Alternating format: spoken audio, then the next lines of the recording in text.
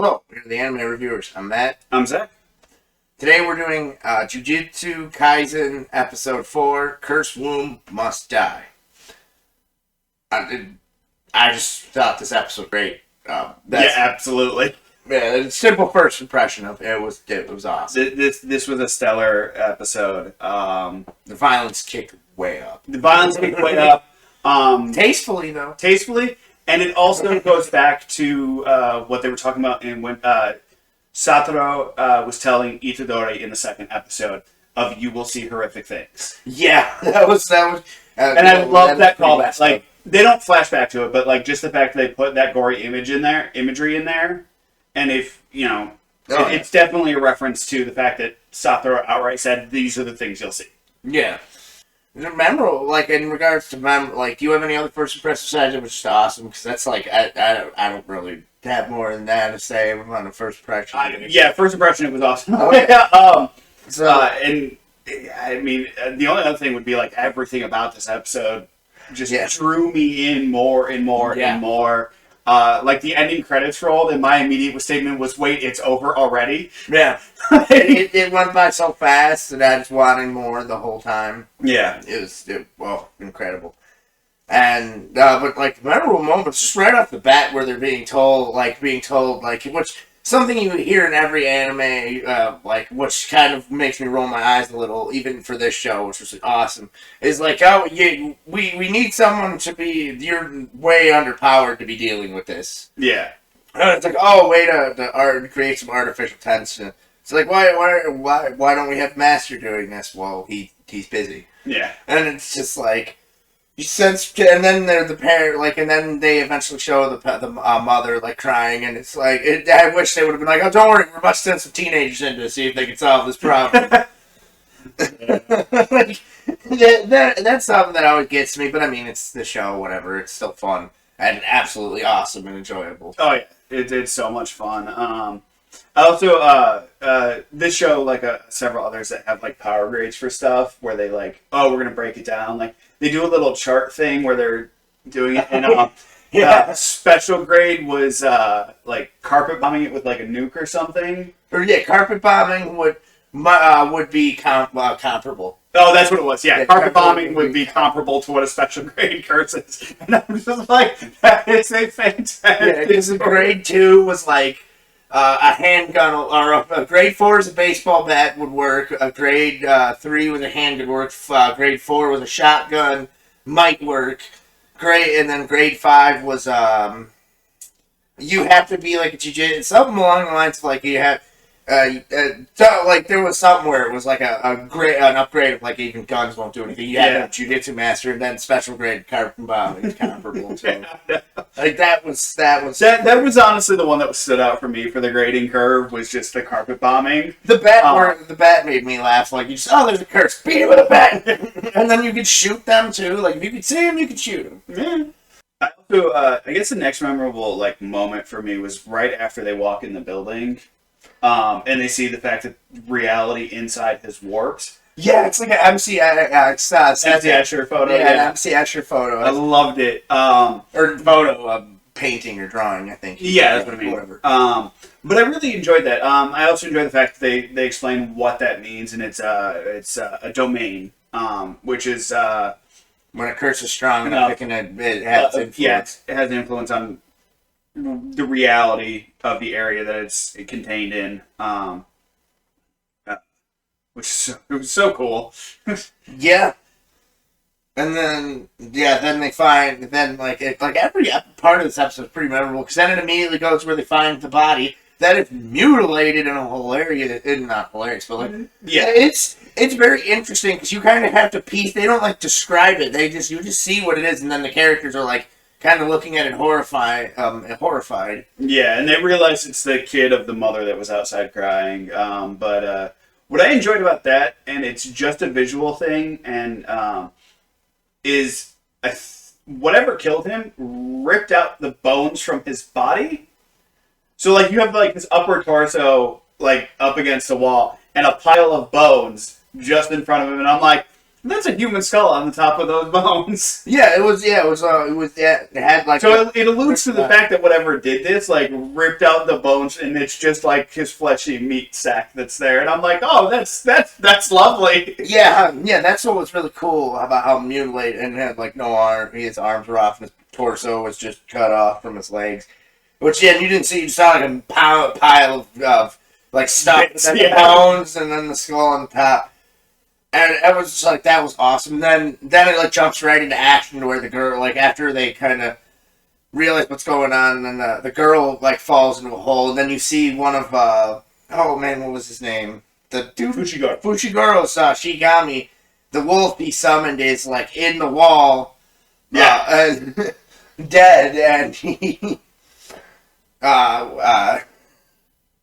and then the curse shows up. This great curse shows up right next to them, and they're immediately frozen in fear. Yeah, which is and of course Fushigoro's like you get the internal monologue, and Fushigoro's freaking out, and then Itadori he's also freaking out, but then he remembers his grandfather's words, which I feel like is going to be a common theme for him. Is like he's going to come across something insurmountable, freak out, freeze, and then remember his grandfather's words of save people. Yeah, and that's always going to be his driving force to get moving. Which I could see getting old, but right now I don't feel that it is. Especially since like the reality is at this point in time, I think he's been part of. I don't know how long this takes place after episode 3, but it's not that long. So I think he's been part of this for like a week or something. He ends up like going to slash at the special grade with his little like demon slaughterer knife that he got. Yeah, and that's what I was really last episode. I was really hoping he was going to do that too. Like that. Like that's sort of been my immediate reaction. Like, oh, there's this scary monster. Stab, stab, stab, stab, and he goes and freaking fights the thing. And I love the fact that it didn't work. Yeah, and it just cuts his hand off, which is so great. And doesn't even freak out. And breaks the knife. Really, I didn't know. Yeah, broke the knife. When his hand and knife go flying, like once the knife like stabs into the ground with his hand, like you see it like shift, and then his hand falls, but the blade, like a chunk of the blade, is still stuck in the ground.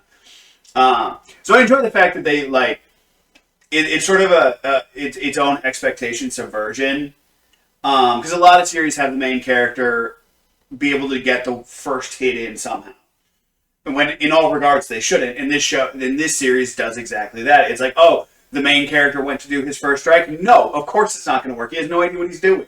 Well, that's something I really liked, is how Itadori had that internal monologue where he figures out that the thing is just, that the curse is just toying with him, and he tells Fujigoro, thank you, to go find the girl, which it's a shame that I don't remember her name. She's a cool character too.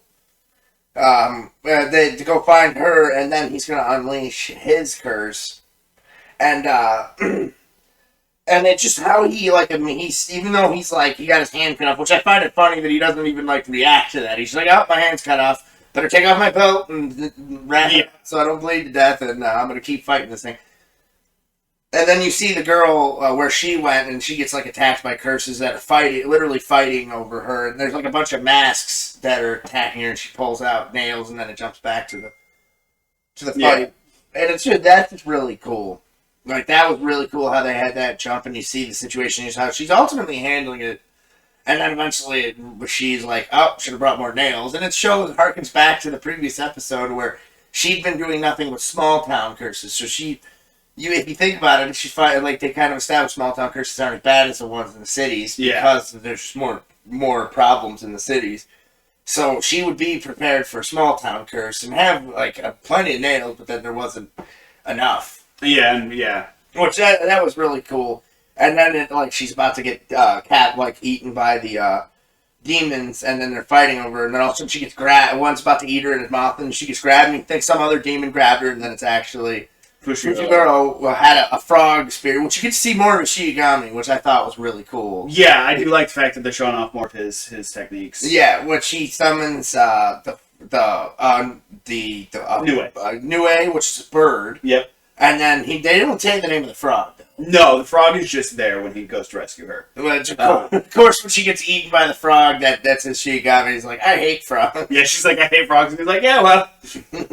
He says sorry. He's like, I'm sorry. It was so entertaining. yeah, but like you can clearly tell he's like, yeah, great. You really don't have a choice right now. Yeah. Like, We're getting out. we're getting out.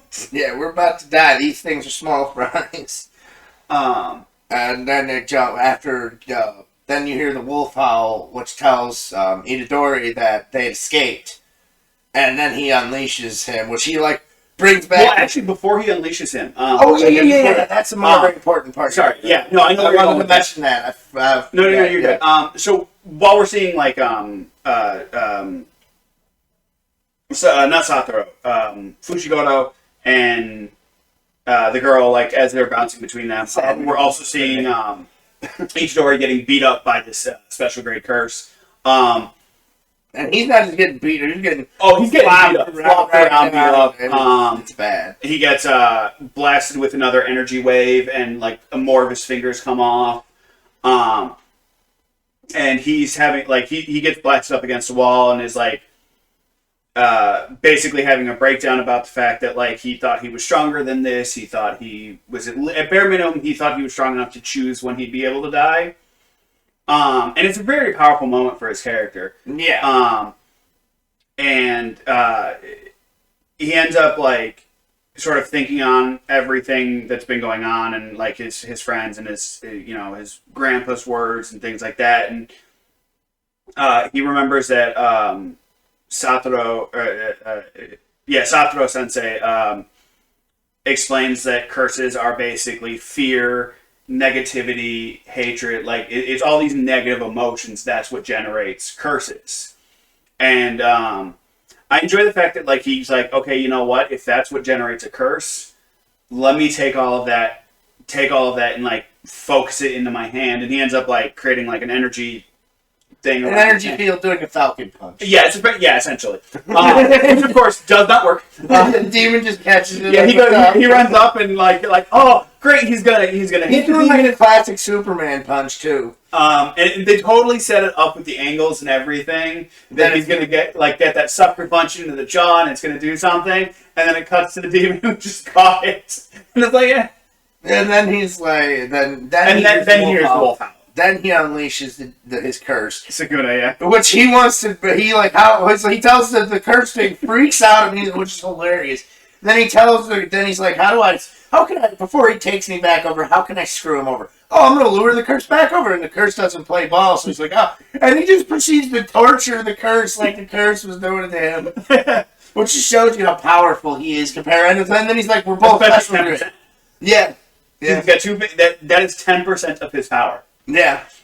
At 10% of his power, he is that overly strong. And we also, like, after he's done, he's gotten to the point where he's kind of done torturing this thing, and seeing what it can do, that he's like, you and the boy have a misconception of what curses really are. Let me show you. And he casts his own spell called Domain Expansion, and basically takes over the curse that they were hunting's domain, and changes it. And that's just insane. And then you see the curse like breaking. And then he talks about how they're both considered special grade curses. Like we're both considered on the same level. Like, but it's really not. And then he proceeds to reveal that curse had eaten one of his fingers. Yeah. And after he eliminates the curse and takes his finger back, he's like, he shouts to Itadori to like, okay, you can take over now. It's over, and there's no response. And then he gets that evil smile. He gets that really devilish smile as he turns towards the camera, and his his eyes like are actually glowing red this time instead of just being red. It's and that's where it ended, and I'm like, no. And that's actually brings me to what my only criticism of this show was how and it's kind of in pieces, but it's all related to the same thing as the girl. She is, for this episode especially, she's being underplayed. That fight she had, all of a sudden, after she gets rescued, where she's perfectly fine, they show her in the back of the one guy some random guy from. He's like an investigator for the.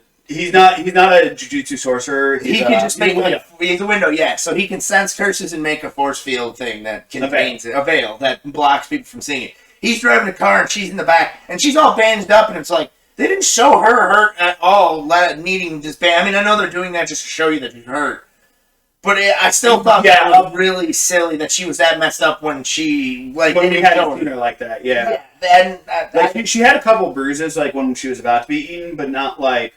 Where she would need to be wrapped up. Well, not only was she wrapped up, she was also, I think, unconscious. Yeah. Which it's like, okay, she took a blow to the head, like, but they didn't show it very well. They focused solely on Itadori, which is fine. He's the main character, but that's why I criticize it because she's an interesting character. I actually like her. She's not just like this. She's interesting. Yeah, she's not a girl on the show simply to have a girl on the show. Yeah. She's a female that happens to be, like, that is in the show to do things, and not just exist. And that's why I criticize it, because it feels like by doing that, they've relegated her just to, oh, look, we have a female in the show. But, like, hopefully there's more episodes, and hopefully that they do actually give her a lot more credit where, because she clearly does learn from herself, like, I should have brought more. That, I guarantee you they're going to make some reference to that where she's going to have a ton, she's going to have, like, a bandolier of nails or something along those lines. Like, I don't think she'll do a bandolier, but like, because she wears the belt with the satchel, I think we'll see like a second satchel or something. Yeah, they'll do something to show that she's got a lot more nails, or she'll start using train spikes. It's like, oh, I was using carpenter nails, but now I'm using roofing nails. Upgraded. But other than that's like my only real criticism. Yeah. And like that whole episode is awesome, memorable, and I just if you're watching if you haven't been watching the show and you're watching this, watch the show. Absolutely watch the show. Really, really watch the show. I highly recommend it. It's very fun, and it harkens back to when anime used to be a lot more violent in a fun way, not in like this ridiculous like it's not ridiculous violence either. It's not just violence for the sake of violence. It's not violence for the sake of violence. Yeah. It makes sense, and it's still tasteful. It's not just like, oh, they're just tearing people limb from limb for fun, even though that's what the curses do. They're like sick, but it's for their sadism. But it's not like the heroes like chopping people's eyes out or the curses doing it in fun makes sense in universe. Like, it's not like the villain just killing people because he can. That's what the curses do. They explain that's what curses do. So them having basically fun with their food for all intents and purposes fits within the world. It doesn't feel gratuitous or unnecessary or out of left field or even over exaggerated in any sense of the word, like in any way, because they do a very good job in especially in the second episode and even in the third, explaining curses and building you up to what is coming in this episode, which is curses are violent, they kill people, they can distort the world, and they're highly, highly dangerous. And that's where I feel like an example of how the violence is tasteful is when he gets his hand cut off. There's not, I mean, there would in real life, like you got your wrist cut off, you cut an artery, it just sprays. Yeah, there'd be a lot more blood. So the fact that his hand gets cut off and you see a little bit of blood, and he just hangs out before he makes I think it's tourniquet. Tourniquet, yeah. Before he makes a tourniquet on it, like that thing should be oozing blood. Like he should be going pale from that. Yeah. But that like just watch the show. Yeah, absolutely watch the show. Like once we're done recording this, we're going right back to the fifth episode. Yeah. It's gonna be a lot of fun, lots and lots of fun. Yeah, and it was hard for us to even film, like get into film as we wanted to keep watching. Yeah. Thanks for watching. Have a good one. Thank you for watching. I hope you enjoyed. Don't forget to like, comment, and subscribe.